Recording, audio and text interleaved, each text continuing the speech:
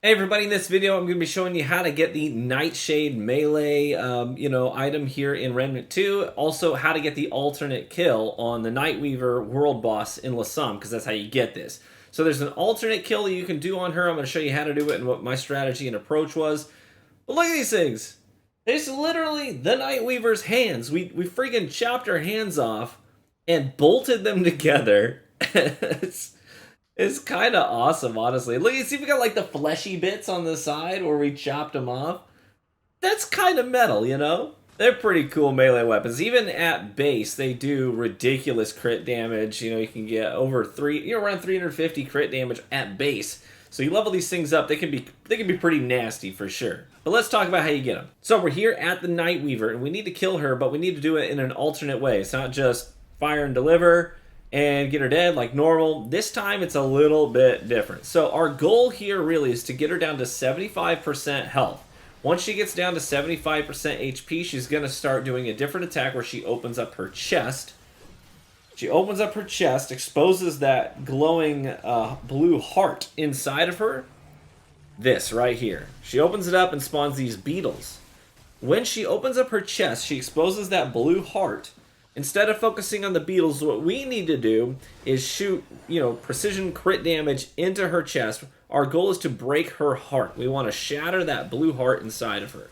So I've tried a lot of different approaches here. Bam, bam. I've tried a lot of different approaches. I tried using the Nightfall weapon, right? Activate the mod when she opens up her chest and just infinite ammo and melts it. And you can do this phase faster if you do something like that, or the pulse rifle. That will bake that heart a lot faster. But look at that, almost 2,000 damage on the crit there. But what I decided to do was to take this first half slowly, because this half is not very dangerous. This half removes are very basic, they're very easy to avoid. I'm not too worried about it. It's the second phase that's harder. It's very close quarters, right inside the asylum. So I decided I was going to stick with the shotgun, because since there it is, we broke the heart. See, she falls to the ground, she changes colors. Now she's like this ghosty, pale, tealish color instead. So we broke her heart. So let me unpack a couple things for you real quick. Like I said, I wanted to take this first half slower, just do 2 crits at a time, wait on her to do that attack, and not do any damage otherwise. I don't want to send her into her second phase until I've broken that heart. So once I get her to 75% HP, I'm only going to do damage when she opens up her chest. That's it. And then once that heart is broken, then we're going to push the rest of her health bar down. And like I said, the reason I wanted to do it this way, instead of using a weapon that's going to break it easier and faster, is because in the second phase, we are going to be inside the asylum, very close quarters, and, those other precision weapons are not going to be nearly as good in that environment. And that's the more dangerous part of this fight. Now, here's what you need to know. Once you push her health bar all the way, the rest of the way, to 0, and she pulls you inside the asylum, if she sweeps your leg, she will eat your heart and steal it. And then this alternate kill is done for, right? Because there's really, it's possible, but honestly, there's no way you're going to break her heart again inside the asylum, because she teleports these obscure corners of the asylum to spawn those beetles instead of doing it right in front of you.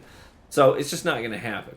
So now that we're inside, I've broken her heart. I need to be sure I don't allow myself to get swept onto the floor. And that really is the challenging part of it, because that attack has a big, long windup. She's going to teleport up to you, and you're going to feel like, oh crap, I got to dodge. And if you dodge early, see, she's feinting an attack to bait you into dodging, because then she's going to sweep your leg as soon as you finish your dodge, consume your heart, and this is going to be all for naught. If that happens, my guess is that's going to happen to you a few times before you get it right. If that happens to you, just stand still and let her kill you. Just stand still and let her kill you. You don't want to kill her anymore. As soon as she takes your heart, it's done. It's over. You need to start again from square one. No big deal. Let her kill you, respawn, and try it again. But this is now the opposite of the first phase, where the first phase I was going slow and methodical, waiting for the right time to do damage to that heart. But now that we're in here, every second that I stay in this asylum is a second that I could ruin this entire run. So I'm just going to full send on the damage. I want to bake her as quickly as possible. I'm going to be putting Firestorm on her. I'm going to be putting my Nebula Corrosion on her. I'm doing anything I can to make sure that she is constantly taking damage so we can get this thing over with as soon as possible. She's got these big windups on her attacks, so don't dodge early. That is her her leg sweep right there. See, she like teleported up to me really quickly, tried to bait me into a dodge. You're always better off just waiting, because the attack that's going to ruin your run is a feint, right?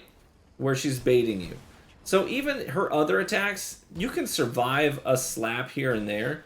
So it's always better to wait and dodge late, just in case. Unless you really know her tells, like that's the leg sweep right there, where she runs up to me, puts that arm up, tries to feint the attack, and then sweeps. Just take your time on the dodge.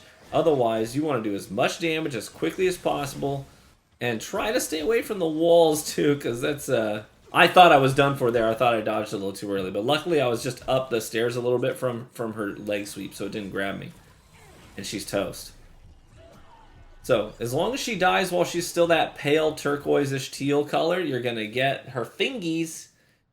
We basically just chop her hands off. Like, oh, killed a monster. Some Banshee Fey witch monster. May as well chop her hands off, I guess. Because that's what normal people do.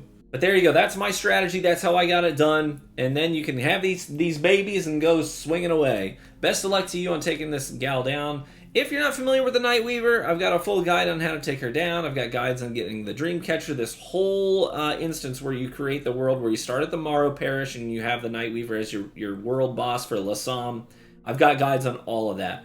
But the TLDR is, if you've never done the Nightweaver, what you need to do is re-roll your Lassam region in adventure mode until you start out at Morrow Parish. Follow the exclamation point doorways. You'll have a couple of boss fights until you ultimately end up back here at the asylum where you have to fight her.